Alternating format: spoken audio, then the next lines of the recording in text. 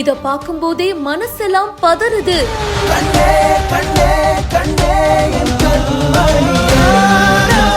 ஜிம்ல work out பண்ணவருக்கு இப்படி ஆகணும்.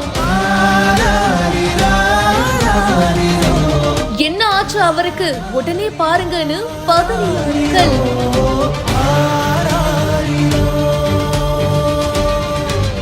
ஹரி ஃபரிதாபாத்ல தான் இந்த சம்பவம் நடந்திருக்கு.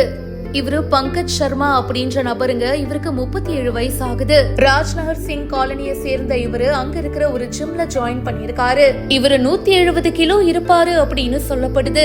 ஜிம்ல ஜாயின் பண்ணி ஒர்க் அவுட் பண்ணி உடம்ப குறைக்கணும் அப்படின்னு சொல்லிட்டு போயிருக்காரு.